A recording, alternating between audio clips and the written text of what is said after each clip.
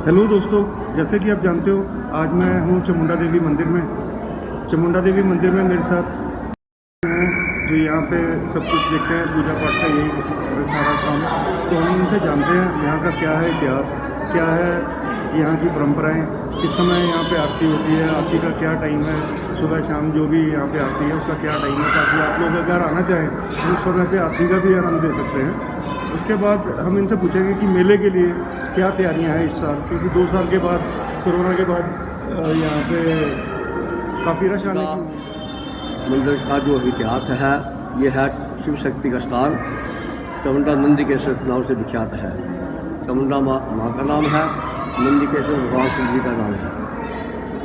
तो चामुंडा का प्रादुर्भाव भाव जो है वो कैसे हुआ, वो ऐसा है कि यहाँ पर वो चंड और मुंड नाम के 2 राक्षस थे। वो बहुत ही बलशाली थे। उनको ब्रह्मा से वरदान मिला हुआ था कि आपको कोई नहीं मार सकेगा। तो वो जो था वो पुलिंग रूप में था, तो इसलिए उनके अंत के लिए देवताओं ने एक योजना बनाई और उन्होंने सभी देवता इकट्ठे हुए और अपनी अपनी शक्ति से एक उन्होंने पुल तैयार किया। तो उसको दूसरे रूप दिया गया और उसका नाम रखा था अंबिका। तो उनको काम दिया कि आपने चंड और मुंड का संहार करना है। तब जाकर के अंबिका का रूप धारण करके देवी जो है प्रकट हुई और जंगलों में चली गई जहाँ पर वो राक्षस लोग विचरण करते थे। तो जब वो रात को विचरण कर रहे थे तो उन्होंने देखा कि यहाँ पर जो है एक बहुत ही सौम्य सुंदर युवती जो है बैठी हुई है। तो वो उसको देख करके वो अपने राजा के पास सुनने के बाद चले गई। तो उनको बताया कि हे महाराज, हमने एक स्त्री को आपके योग्य पटरानी बनने के योग्य देखा है, वो जंगल में अकेली बैठी हुई है। तो हम आपको ये समाचार सुनाने आए। तो उनके राजा सुन ने कहा कि आप ऐसा करो, उसको ले आओ। तो जब वो दूसरे दिन गए उससे वार्तालाप हुआ तो उन्होंने कहा कि भी ऐसा भी आप यहाँ बैठो, हमारे राजा की पटरानी बन जाओ। आपका जंगल में बैठना जो है अच्छा नहीं है, और उसके महलों में आपका जो स्वागत है। तो माता ने कहा कि जो मुझसे युद्ध करेगा, युद्ध में हराएगा, उसकी मैं पटरानी बनूँगी।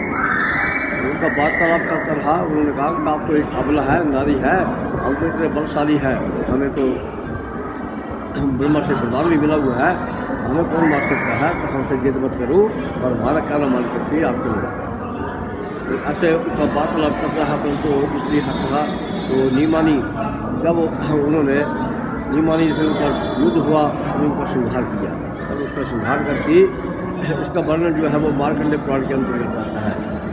तो उन्होंने संहार करके उनका जो सिर जो है वो घर से अलग कर दिए। तो सिर लेकर के अपनी जो उनकी अधिष्ठात्री थी कौशली देवी, उनके पास चले गई। तो उन्होंने कहा कि माता, आपने जो मुझे कार्य सौंपा हुआ था तो मैं आज पूरा कर दिया। ये चंड और मुंड के जो सिर हैं तो मैं आपको समर्पण करती हूँ। तब वो मार्कंडेय पुराण के अंदर एक श्लोक है, यस्मात् चंडम च मुंडम च घृत्वा तुम पाक्ता चामुंडे थी तत्व लोके ख्याता देवी भविष्य थी। तो उनकी जो अधिष्ठात्री थी कौशली देवी, उन्होंने माता को कहा कि आज से तुमने एक बहुत ही बलशाली कार्य जो है कार्य जो है किया है, आपने चंड और मुंड नाम के तत्व को माना है, तो आज से आप चामुंडा के नाम से विख्यात हो। तो यहाँ पर इस समय ये जंगली होगा, अब तो सदियों की बात है।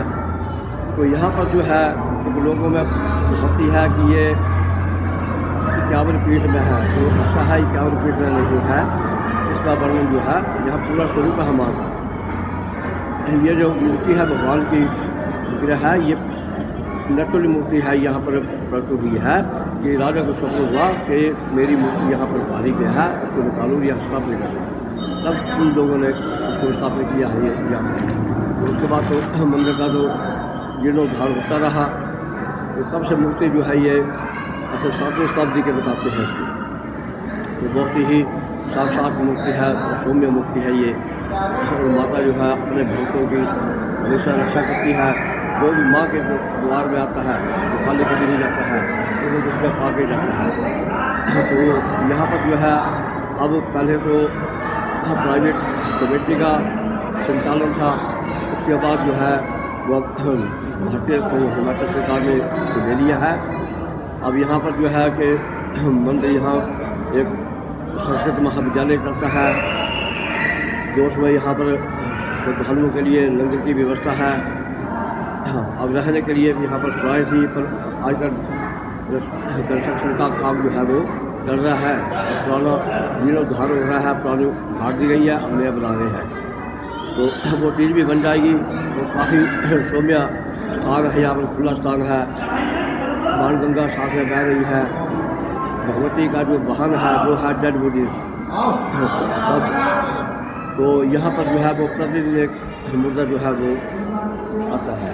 तो ऐसा है कि ऐसे मानता है कि 363 जो है वो तो आने उससे बढ़ जाते हैं, कम नहीं होते हैं, कोई ना कोई दिन 1, 2, 3 चले जाते हैं।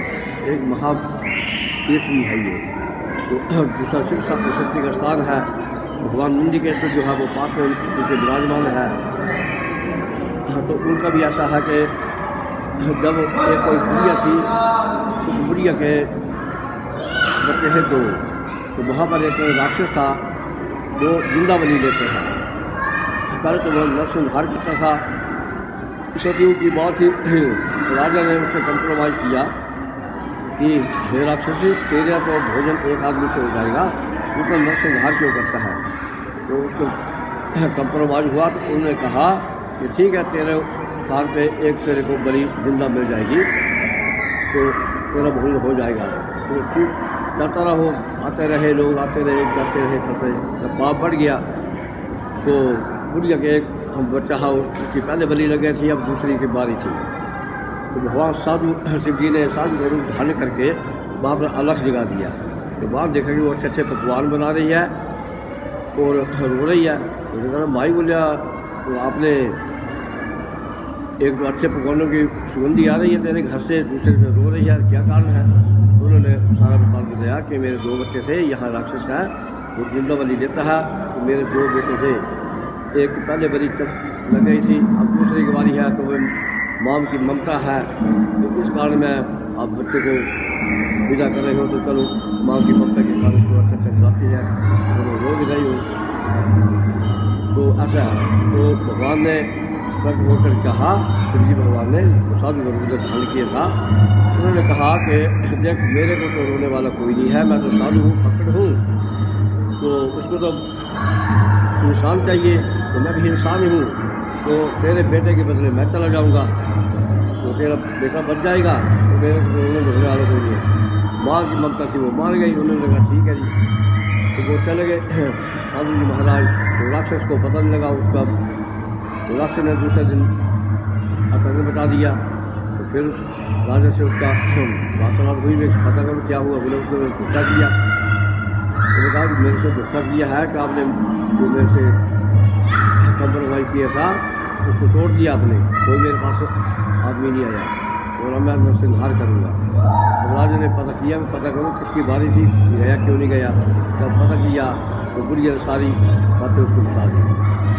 उन्होंने कहा कि राजा को सपना आया, भगवान ने कहा कि आपका भोजन वहाँ पर प्राप्त है, आप वहाँ पर ले लो, आपका भोजन उस दिन का मिला है, वहाँ पर बैठा हुआ है। और फिर राक्षस का और भगवान का बहुत महायुद्ध हुआ, तो वहाँ उसने बड़े बड़े चट्टाने जो है वो भगवान पर मारी हुई। अभी भी वो शिव जी भगवान जो है उसके ऊपर बहुत बड़ी चट्टान है, उसकी गुफा में भगवान जो है वो अपने पकड़ से वो नीचे बैठ गए, वैसे उन्होंने तो यहाँ पर जो है वो 5 जो बड़ी बड़ी शिलाएँ मारी हुई है, यहाँ पर वो बड़े बड़े विशाल जो है वो चट्टाने हैं। तो भगवान भी वो बिना सहारे के टिकी हुई है, तो भगवान ने नीचे बैठे हुए हैं। तो आपने गए होंगे, आप देखा होगा, तो शिव शक्ति का स्थान होने के नाते ये बहुत ही अच्छा सुंदर स्थान है। और दोनों का भगवान का शक्ति, शिव शक्ति का दोनों का आशीर्वाद प्राणियों को मिलता है। तो जो भी हम आते हैं यहाँ पर उनको बहुत भाव लगता है। दूसरा है ये है जलंधर पीठ के अंतर्गत देख आते हैं। तो जलंधर दैत्य था, उसका जो उसको प्रदान मिला था कि जब तेरी क्षेत्र में कोई भी यज्ञ पूजा पाठ किया जाए तो हजारों गुना फलदायी होगा। हाँ, निश्चित उसके क्षेत्र से बात हो तो जो जलंधर का क्षेत्र जो है उसमें जो भी पूजा पाठ इत्यादि करते हैं लोग उसको हजारों गुना फल मिलता है। तभी पूजा पाठ का जो है वो बहुत ही महत्व है और बहुत ही लोगों को फायदा होता है। यहाँ साल में जो है दो नवरात्र मनाए जाते हैं, चैत्र की और आश्विन के, और बीच में जो है वो श्रावण के मेले होते हैं। यहाँ पे दो नवरात्रों में है यहाँ पर मंदिर की तरफ से काफ़ी बड़े बड़े अनुष्ठान किए जाते हैं। हाथ कन्या, महारुद्राभिषेक, गायत्री याग तथा और अन्य जो है वो धार्मिक कृत्य जो किए जाते हैं। बाकी भी जो शिवरात्रि है जो धार्मिक कृत्य है उसमें संसार के भाव किए जाते हैं। तो ऐसा है सभी लोगों को यहाँ पर खुला वातावरण है, नहाने धोने के लिए साफ खुला है, नदी बह रही है, ठंडा पानी कल कल नदी बहती है।